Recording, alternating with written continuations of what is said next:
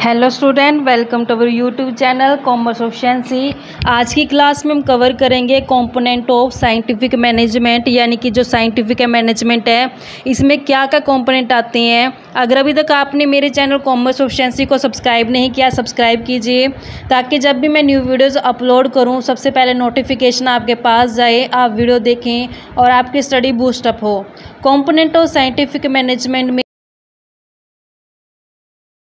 हम पढ़ते हैं कि क्या क्या जो तत्व होते हैं साइंटिफिक मैनेजमेंट के अंदर शामिल किए जाते हैं। सबसे पहला आता है separation of planning from doing. कहते हैं कि जो प्लानिंग है और डूइंग है दोनों क्या अलग अलग हैं। प्लानिंग में क्या होता है, प्लान्स बनाए जाते हैं, डूइंग में उन प्लान्स को लागू किया जाता है। He laid emphasis on the separation of planning activity from doing. तो यहाँ पे FW टेलर कहते हैं कि जो प्लानिंग है और डूइंग है वो दोनों एक अलग एक्टिविटी हैं। Thus the task of planning should be given to specialist and must be separated from actual performance। इसी कारण से कहता है जो प्लानिंग करने का काम होता है वो स्पेशलिस्ट को देना चाहिए, क्योंकि जब भी काम किया जाता है वो प्लानिंग के अकॉर्डिंग किया जाता है। अगर प्लानिंग करने वाले पर्सन स्पेशलिस्ट होंगे तो उनकी प्लानिंग बढ़िया होगी, बढ़िया प्लानिंग होगी तो एक्चुअल में जो परफॉर्मेंस भी क्या आएगी, बढ़िया आएगी। नेक्स्ट कहते हैं फंक्शनल फोरमैनशिप, यानी कि जो फंक्शन जो काम किए जाते हैं उनके लिए हमें अलग अलग फोरमैनशिप बनानी चाहिए। कहते हैं concept of functional foremanship as advocate by. कहते हैं कि जो फंक्शनल फोरमैनशिप है ये किसके द्वारा एडवोकेट किए गए हैं, टेलर द्वारा। Is in contrast to the unity of command. कहते हैं यूनिट ऑफ कमांड के अलावा and is now implement in the management of various industry. कहता है आज के टाइम में अब बहुत सारे इंडस्ट्रीज़ में है जो ये अप्लाई की जाती है। He propose that there should be 8 person involve in directing the activity of the worker. तो ये कहते हैं टेलर की 8 पर्सनस को है जो शामिल किया जाना चाहिए डायरेक्टिंग एक्टिविटी। डायरेक्टिंग एक्टिविटी में क्या होता है कि ये डायरेक्टिंग जो होती है डायरेक्शन को डिनोट करती है, यानी कि वर्कर्स को डायरेक्शन जब देते हैं तो उसमें 8 पर्सनस का शामिल होना ज़रूरी है। तो ये 8 पर्सन में 4 जो पर्सन होते हैं वो प्लानिंग फंक्शंस काम करते हैं और जो बाकी 4 होते हैं ये ऑपरेटिंग एक्टिविटी का काम करते हैं। प्लानिंग फंक्शंस में कौन कौन आएगा, रूट क्लर्क। रूट क्लर्क होता है जो रूट तैयार करेगा कि किन किन यानी मार्गों से हमें अपने अचीव करने हैं गोल, तो वो रूट तैयार किया जाएगा। इंस्ट्रक्शन कार्ड क्लर्क हमें इंस्ट्रक्शन देगा, दिशा निर्देश देगा कि किस तरीके से हम अपने ऑब्जेक्ट तक पहुंच सकते हैं। टाइम एंड कॉस्ट क्लर्क हमें बताएगा कि कितने टाइम में हम अपने ऑब्जेक्ट को अचीव कर सकते हैं और उनको ऑब्जेक्ट करने के लिए, उनके ऑब्जेक्ट को अचीव करने के लिए कितना जो खर्च आ सकता है। डिसिप्लिनरियन, यानी कि यहाँ पे डिसिप्लिन के बारे में बताएगा ये किस तरीके से हम डिसिप्लिन को मेंटेन रखते हुए अपने ऑब्जेक्ट को अचीव करेंगे। और जो नेक्स्ट 4 पर्सन आते हैं वो ऑपरेटिंग एक्टिविटी से रिलेटेड होते हैं। यहाँ तो प्लान किया गया था, रोड मैप तैयार किया गया था, अब उस रोड मैप पे चलने का काम कौन करते हैं, ऑपरेटिंग एक्टिविटी, यानी कि उस प्लानिंग को एक्चुअल में लागू करने का काम किसका होता है, ऑपरेटिंग एक्टिविटी द्वारा। जैसे स्पीड बॉस बताता है कि किस स्पीड से काम किया जाना चाहिए, इंस्पेक्टर है जो इंस्पेक्शन करके चलता है। रिपेयर बॉस बताता है कि कैसे रिपेयर की जाती है। गैंग बॉस होता है जो मेन लीडर का रोल प्ले करके चलता है। तो इस तरीके से 4 हैं जो हमारे प्लानिंग फंक्शंस को ऑपरेट करते हैं, 4 जो नेक्स्ट हमारे ऑपरेटिंग एक्टिविटी को ऑपरेट करके चलते हैं। तो ये फंक्शनल फोरमैनशिप के अंदर आता है। नेक्स्ट आता है determining the fair day work and one best way of doing it. कहते हैं कि जो वर्क है वो फेयर डे होना चाहिए, ऐसा नहीं होना चाहिए कि यहाँ पे बेईमानी की जा रही है काम करवाने में या फिर उनका पैसा देने में। तो यहाँ पे फेयर डे वर्क होना चाहिए और one best way of doing it, और एक अच्छा तरीका होना चाहिए काम को करने का। Taylor was of the opinion that there is always one best way of doing a particular job. Taylor कहता है कि एक काम को करने का एक बढ़िया तरीका है जो हमें ढूंढना चाहिए, दैट रिक्वायर एक ऐसा तरीका जिसमें लीस्ट मूवमेंट लगे, कम से कम मूवमेंट हो, लेस टाइम कम टाइम लगे और कॉस्ट भी क्या है कम आए। तो ऐसा तरीका है जो हमें ढूंढना चाहिए काम को करने के लिए। The focus of this theory was on improving the efficiency of the work force. यहाँ पे जो मेन फोकस होता है वो इस चीज़ के ऊपर ध्यान देता है कि जो वर्कर्स की एफिशिएंसी होती है उसको कैसे बढ़ाया जा सकता है। एफिशिएंसी में क्या होता है, किस तरीके से वो अपने काम को बेटर वे से परफॉर्म कर सकते हैं, तो इस चीज़ के ऊपर ज़्यादा ध्यान दिया जाता है। So he had to take take recourse to this study in order to determine a fair day work. तो इस कार से कहते हैं इसने स्टडी किया, ये कहते हैं कि हमें फेयर डे वर्क को है जो डिटरमाइन कर देना चाहिए, बता देना चाहिए, ताकि लोगों के यानी कि जो वर्कर्स हैं उनके दिमाग में कोई भी संदेह ना रहे। नेक्स्ट आता है differential piece work system of wage payment. कहते हैं कि जो पीस वर्क सिस्टम है वो डिफरेंशिएट होना चाहिए, यानी कि ऐसा ना हो कि हर एक वर्कर को एक ही गली में से निकाल रहे हैं। उनका जो वेज दिया जाना चाहिए उनकी परफॉर्मेंस के हिसाब से देना चाहिए, यानी कि डिफरेंट पीस वर्क रखना चाहिए।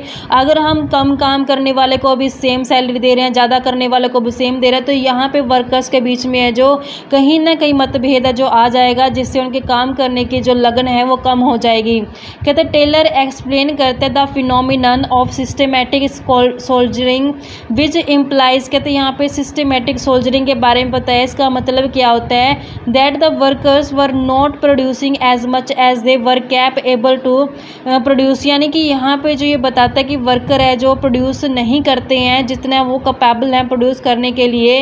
It order to overcome this problem, कहता है इस प्रॉब्लम को कम करने के लिए he propose the differential piece rate system of wage payment. तो किसी कारण से कहता है कि जो एफडब्ल्यू टेलर ने उसने differential rate piece rate system of wage payment का जो अडॉप्ट किया, क्योंकि वर्कर्स क्या करते हैं उन्हें लगता है कि मैं काम कम कर रहा हूं तो मुझे भी उतना ही पैसा मिल रहा है, ज़्यादा काम करने वाले को उतना ही पैसा मिल रहा है।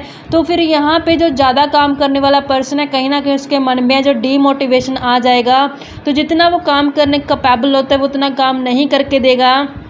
तो इसी कारण से एफडब्ल्यू टेलर कहते हैं कि आप क्या करो कि differentiate piece rate wage system का जो अडॉप्ट करो, यानी कि जितना कोई काम करेगा उतना उस हिसाब से उसका पेमेंट दी जाएगी।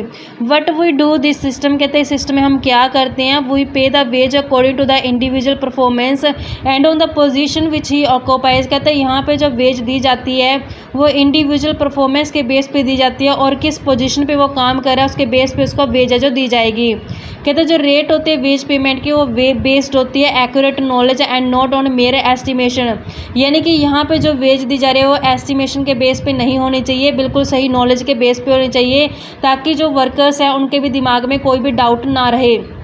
नेक्स्ट आता है बाईलेटरल मेंटल रिवोल्यूशन, यानी कि बाईलेटरल होता है दो, मेंटल रिवोल्यूशन यानी कि यहाँ पे ना वर्कर और मैनेजमेंट दोनों को ही लेके चलना चाहिए, दोनों का ही मेंटल रिवोल्यूशन करना चाहिए, मानसिकता को बदलना चाहिए, ताकि क्योंकि अपन जानते हैं कि मैनेजमेंट क्या करती है, जो मेन रोल प्ले करती है मैनेजमेंट, और वर्कर्स का भी यहाँ पे रोल कम नहीं होता, क्योंकि जब तक मैनेजमेंट के प्लान्स को वो लागू नहीं करेंगे तब तक जो मैनेजमेंट ऑब्जेक्ट को पूरा नहीं कर पाएगी। तो यहाँ पे दोनों के दोनों क्या करते हैं, मेन रोल प्ले करते हैं।